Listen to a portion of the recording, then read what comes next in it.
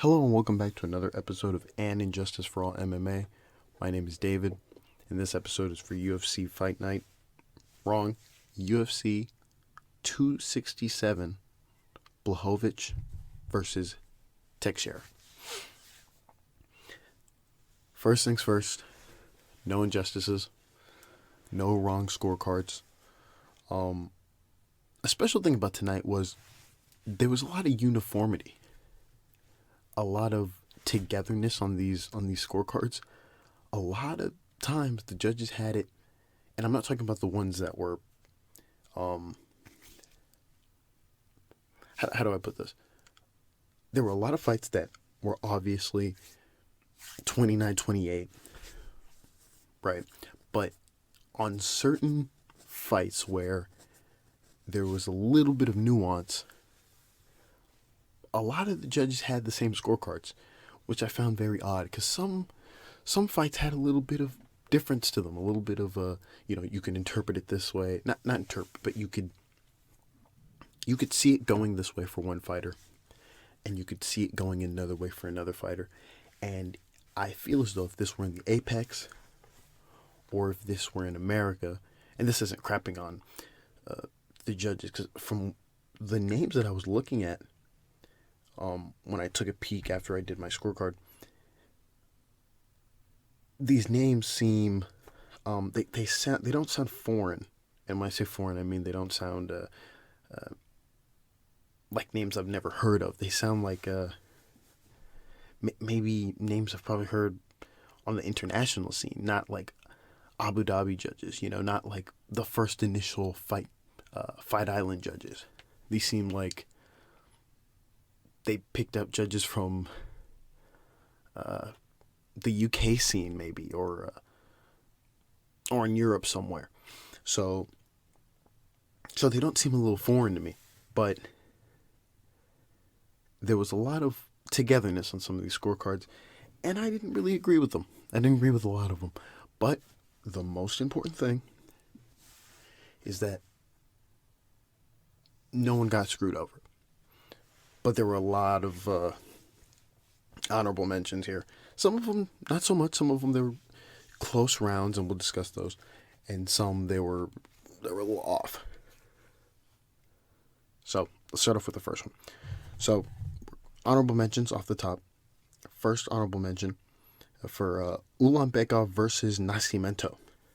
My scorecard reads 29-28, with me giving a 10-9 to Ulanbekov in the first and the third round. Now, this was a split D. Shouldn't have been a split D from the jump. We go to the judges' scorecards. Ben Cartlidge gave a 10-9 to Nascimento in the first and for the first and the second. And Vito and Daryl, the other two judges, had it the exact way I had it. The honorable mention goes to Ben Cartlidge for the first round. In that first round, Ulanbekov got 2 takedowns with a submission attempt. That round is scored 10 ways to Sunday for Ulanbekov every time. So we can speed through that one. Honorable mention there for Ben Cartlidge. Again, when I say these names don't sound foreign, I feel like I've heard of Ben Cartlidge. Or, now, I've never heard of Vito Paillo, Daryl Ransom. I feel like I've heard these names. So, these sound like international judges. But, we go to the second honorable mention. Yaozong versus Petroski. I had Petroski. Obviously, Petroski won by submission in the third round, but I gave a 10-9 to him in the first and the second. Howard Hughes did the same. Daryl Ransom did the same, except he gave a 10-8 to Petroski in the second. And then Clemens Werner gave a 10-8 to him in the first. Now, honorable mention first for Clemens in the first, because while in that first round, Petroski did outstrike him, He dropped him with a leg kick, and he got a takedown. It definitely wasn't enough to give him a 10-8. And here's my problems with 10-8s, right? I feel like they're given out a little too frequently. We've discussed this many times. Go back in the catalog. But here's my issue. While I didn't give a 10-8 because I didn't feel as though there was a need for a 10-8, I feel like you have a better argument for round 2 being a 10-8 than round 1 being a 10-8. So, honorable mention for that one. Honorable mention also to Daryl Ransom. He gave a 10-8 in the second, but I don't like the 10-8, so I'll give that. Again, I still feel like 10-8s are a little unnecessary. I feel like they're too much. I feel like sometimes they can ruin a card. They can ruin a scorecard. We've seen it happen many times. So, honorable mention for those two. We're going to go to our third honorable mention. Stay with me here. There's about 8 honorable mentions here. It's a loaded card. It's a loaded card. I thought there were, like I said before, there's a lot of uniformity, but there's a lot of could have beens and should have beens, but it's honorable mention. This is me nitpicking to the highest degree. Third honorable mention, Dos Santos versus Denis. This fight, usually I talk about just the scorecards, but I feel like I'm going to take a little vacation real quick just to talk about the ref, right? Because that seems to be the hot button issue. The ref got in. They took him off after this fight because he was just atrocious. He was bad from Jump Street, right? The fight should have been stopped in the second. It wasn't stopped. The moment, there was a moment in, I want to say, I can't remember, but it might have been the first or the second, but there was a part where Dos Santos shook his cup. He touched his cup, and I didn't see whether Denis hit it or not, but he shook his cup, and most refs will either say go on. So Herb sees that a lot, and he'll say, go on, he didn't touch you, or certain refs will stop the action just in case they missed it. This ref just kept going. He just kept going. The obvious infraction was Denis was then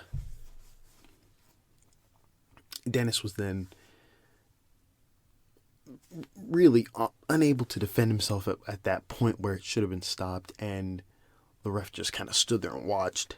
Should have been over. And then another infraction where he gave a point away. Here's the part where I will probably defend him. Last week, Herzog pointed 2 people, right? He pointed. Gotta go back in the book now. He pointed Choi in the fight against Caceres for I believe an illegal knee to the head, and he pointed him rightly, and then he pointed Costa for me, I felt like he pointed him too quickly on Costa. That's just my opinion there. In this one, if we're to go by the same standards as Herzog, and I understand everyone likes Herzog. I like Herzog too. Herzog's my favorite. But if we were to go by the same standard, if Dos Santos was warned the same way, then the point was fine. Do I think he should have gotten pointed? Definitely not, but it is what it is. We move on from that. We go back to the scorecards. Right. So this one's kind of goofy. This one's really goofy because while it's mirrored in this whole ref ball situation, I really felt like they got the scorecard wrong. I really honestly felt like they got the scorecard wrong. So my scorecard reads 28-27 Dos Santos. I will read the other judges' scorecards, and then I'll explain my scorecard. David Lethaby has a 29-26. Anders Olsen, right? Another name I swear I've heard before. Anders Olsen has a 29-26. And then Clemens Werner also has 29-26. This is another example of the judges not being different. Like, I understand a lot of the time in MMA we complain that the judges aren't, the judges don't see it our way or whatever. But tonight, the judges saw it the same for a lot of these fights. And I don't feel like that was the case. I felt like a lot of these fights were a little different, a little nuanced, and all of them just sort of separately. Obviously, they're all on separate sides of the octagon. But I just disagreed with a lot of them here. So, first things first. The reason why everyone has a 29-26 is because they gave a 10-9 to Dos Santos in all three rounds. That is incorrect to me. In the very first round, Denis got a takedown, and it was very close on the feet. The takedown was enough to win him this round. For me, this is an honorable mention to all three judges. I felt as though Denis should have won this first round. Not even feel. Denis should have won this first round. Okay. It should have been 10-9 Denis first round. Now, the other two rounds obviously go to Dos Santos. We don't have to explain that. The other judges agree with that. But the reason why mine looks different, obviously, is two reasons. Right? The 10-8 in the second. They also have a 10-8 in the second for all three judges. And then the point, Dos Santos had a 10-9 minus the point for the groin strike, making it a 9-9. My card, 28-27. Everyone else's card, 29-26. So, to confirm, honorable mention to all three judges. Okay. Fourth honorable mention, Duraev versus Kopalov. Fairly easy to score. Very easy to score. I had Duraev 29-28, giving him a 10-9 in the first and the second. Judges' scorecards read: Ben Carlich had the same as me. Clemens Werner had the same as me.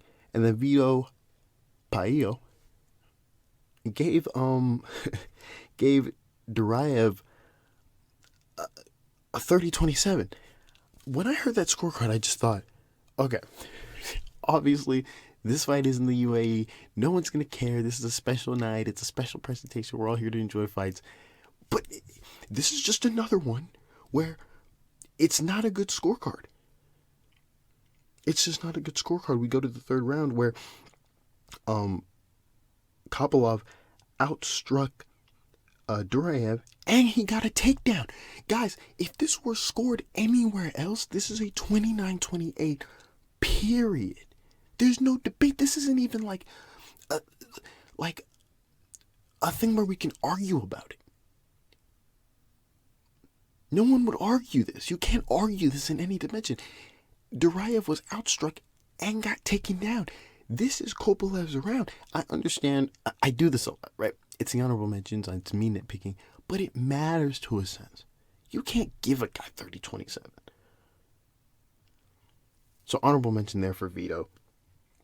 Really bad scorecard in my opinion. Fifth honorable mention. Ramos versus Tukhugov.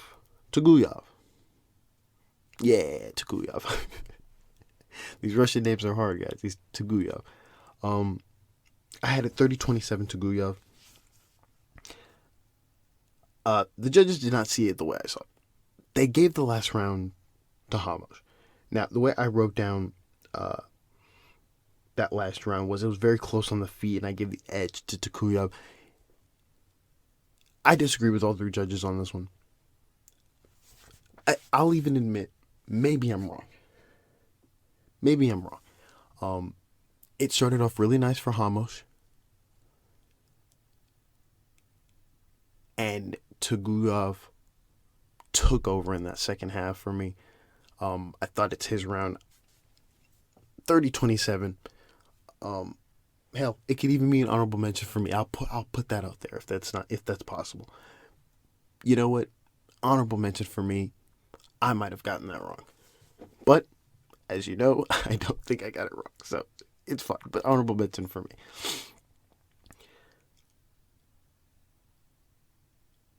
Then we go to the sixth one. Ankalaev versus Oezdemir. I had it 30-27. Ankalaev. I put a close disclaimer on round 2. Now, in round 2, it was very close.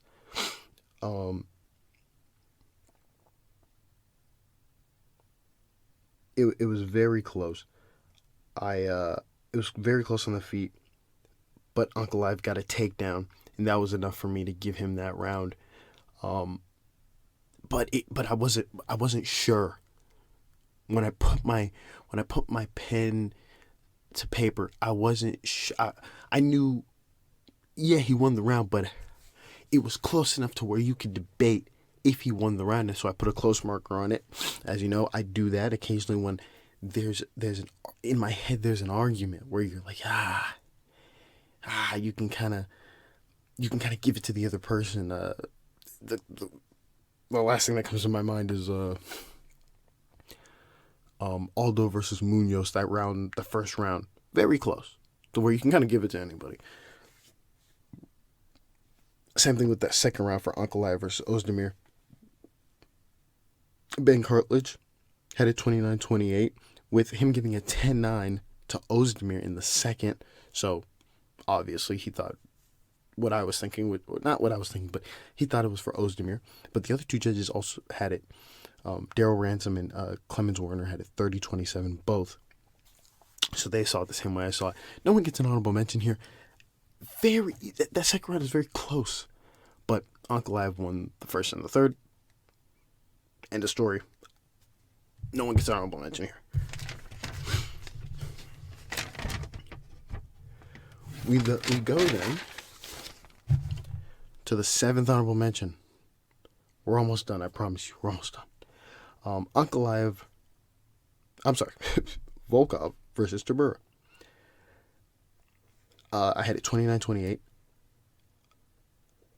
with me giving a 10-9 to Volkov in the first and the third. This was another fight where a little bit of uniformity, but it was a little different this time. Vito had a 30-27 for Volkov. Daryl Ransom had a 30-27, and Clemens Warner had my scorecard exact. I'm gonna give an honorable mention to Vito and Daryl. I disagree massively with their scorecards. It's not even a close round. I think Tribura most definitely wins this round. Tribura outstruck Volkov 100% in that second round. So honorable mention there for Daryl and Vito. Last honorable mention, and this honorable mention isn't really an honorable mention. It's more of a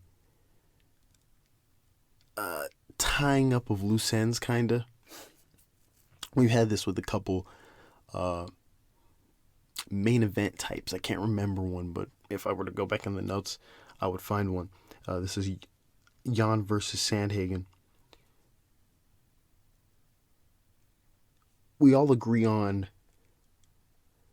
rounds 1, and by us, I mean me, Judge Dan Letheby, Anders Olsen, and Vito. Their scorecards are 49-46, all of them. My scorecard is 48-47, with me giving a 10-9 in the first and the fifth for Sandhagen, 10-9 for Jan in the second, third, and the fourth. The rounds where you can kind of go back and forth are rounds 2 and rounds 5. Round 2 is very close. was close on the feet, but I gave the edge to Jan. And round 5 was very close, but I gave the edge to Sterling. I felt Sterling outstruck him in that 5th, and I felt like Jan outstruck Sandhagen and hit him with cleaner, bigger shots in the 2nd. The judges saw it almost the exact same way, except for the 5th round, right? The 5th round, they gave that to Jan. Again, I put a close marker on the 2nd and the 5th round, so there's no honorable mention here. They saw, you can kind of sway back and forth there.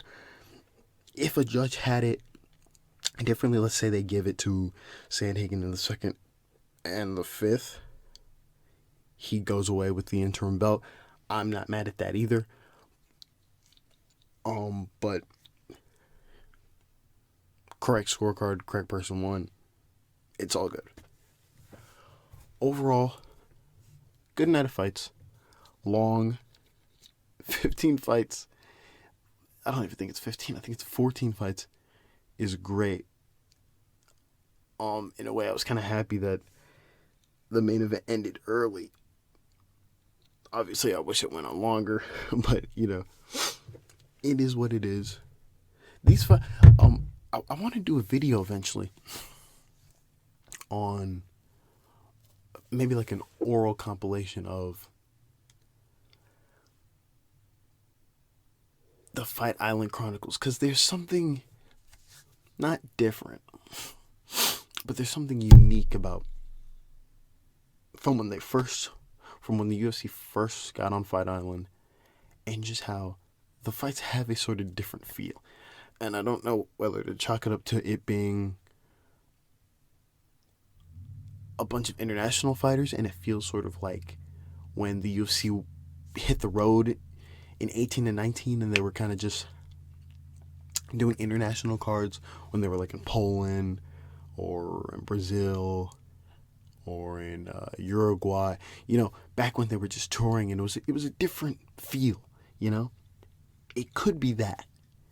It could be that, or it could just be that Fight Island is just special, and I'm not saying that the air makes everyone fight better, obviously not, but there's a different, it's a special night. It's a special night. Fight Island is a special night. It's you kind of get up for it more than you get up for like the Apex fights. Not to say the Apex fights aren't great, but it's a much cooler feel than the Apex fights. Anyways, I'm done. We're done here. Thank you for listening, and God bless.